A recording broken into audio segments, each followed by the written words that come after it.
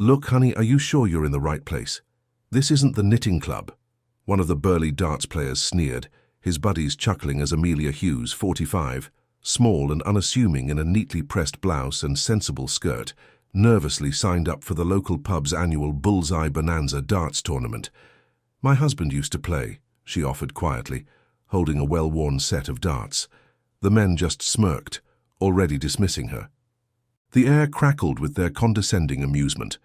Then Amelia stepped to the line, took a steadying breath, and threw her first dart. Thwack. Bullseye. Then the second. Thwack. Bullseye. The third. Dead center. The laughter died instantly, replaced by stunned, disbelieving silence. If you believe skill speaks louder than stereotypes, type respect below. Amelia Hughes lived a life of quiet routines and understated competence. Her librarian by trade, she was more comfortable surrounded by the hushed reverence of bookshelves than the boisterous camaraderie of a pub. She was petite, almost bird-like, with gentle eyes behind her reading glasses and a soft voice that rarely rose above a polite murmur. Her attire was always neat, practical, favoring simple blouses, comfortable skirts or slacks, and sensible shoes, a far cry from the leather vests and ripped jeans favored by some of the regulars at the Rusty Mug, the local pub renowned for its fiercely competitive darts league. Her late husband David, however, had been a darts fanatic. He'd spent countless evenings at the Rusty Mug, honing his skills, sharing laughter and friendly rivalries with his mates. He'd taught Amelia to play, patiently guiding her stance, her throw in the privacy of their small garage. She'd discovered a surprising aptitude for it, a quiet focus that allowed her to find the bullseye with uncanny consistency, though she'd always preferred the simple joy of playing with David over any competitive arena. Since David passed a year ago, his beloved set of tungsten darts, worn smooth by his grip, had sat in a drawer, a poignant reminder. But the Bullseye Bonanza was David's favorite tournament. He'd won it twice. This year, in a quiet act of remembrance and perhaps a small step towards reclaiming a piece of joy, Amelia had decided to enter. She wasn't expecting to win, she just wanted to play, to feel that connection to him one more time. She walked into the Rusty Mug that Saturday afternoon, the air thick with the smell of stale beer, fried food, and testosterone.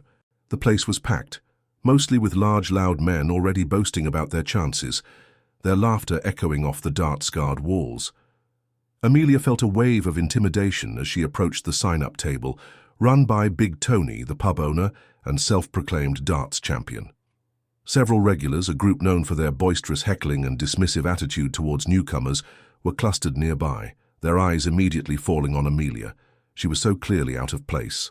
"Well, well, what have we here?" One of them, a particularly large man named Gus with a handlebar mustache, called out, his voice laced with amusement.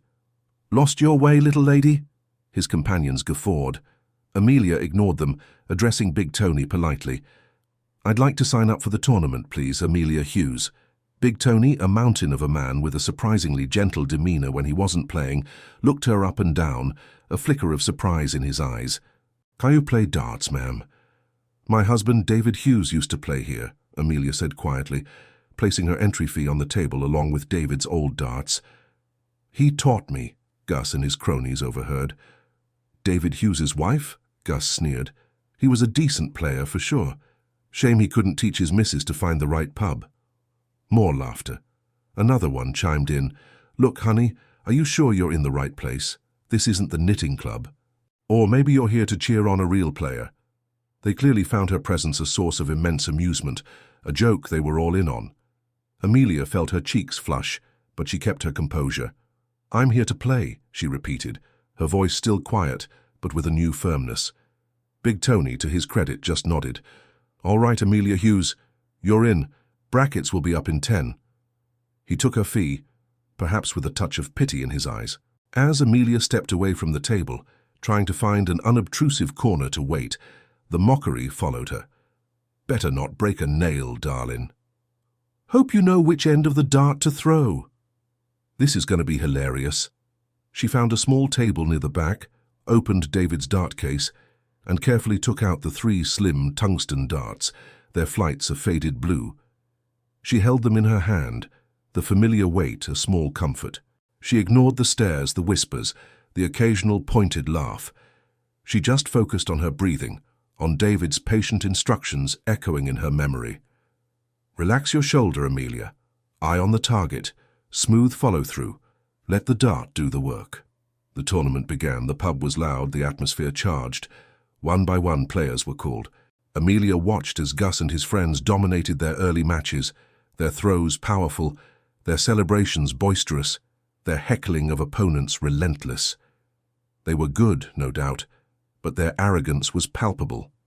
Finally, Amelia's name was called. Amelia Hughes versus Killer Kyle. Kyle was another of Gus's crew, a wiry man with a cocky grin who clearly relished the prospect of an easy win. As Amelia walked towards the Osh, the throwing line, a fresh wave of snickers and comments followed her. "Easy money, Kyle," Gus bellowed. "Don't go easy on her just 'cause she's a lady." Kyle swaggered to the line, threw his first 3 darts with practiced ease, scoring a respectable 140. He smirked at Amelia as he retrieved them. "Your turn, sweetheart. Try not to hit the wall." Amelia stepped to the Osh. The pub quieted slightly, a hush of anticipation, mostly for the expected comedy of her inevitable failure. She took a deep breath, blocking out the noise, the stares, the condescending energy. She focused on the board, on the small red circle at its heart. She remembered David's hand guiding hers, his calm voice. She raised the first dart, her stance surprisingly steady, her arm moving in a smooth, practiced arc. Thwack! The dart landed dead center. Bullseye. A few surprised murmurs rippled through the crowd. Gus and Kyle exchanged a look of disbelief. Amelia took another breath, picked up her second dart. Same smooth motion. Thwack! Another perfect bullseye, nestled right beside the first. The murmurs grew louder, tinged with shock. Even Big Tony paused his scorekeeping to watch. Amelia picked up her third dart. The pub was now utterly silent, every eye fixed on her. She didn't rush. She took her time, aimed, and threw. Thwack! A third bullseye, forming a tight, perfect cluster in the center of the board. A perfect 1-50. 3 bullseyes, a Shanghai on the bull. The highest possible score with 3 darts on that target. A collective gasp went through the rusty mug, followed by a stunned, almost disbelieving silence. Gus's jaw had literally dropped. Kyle, his opponent, stared at the board, then at Amelia, then back at the board, his cocky grin completely gone, replaced by a look of utter bewilderment. Big Tony let out a low whistle. "Well, I'll be damned," he muttered, shaking his head in amazement.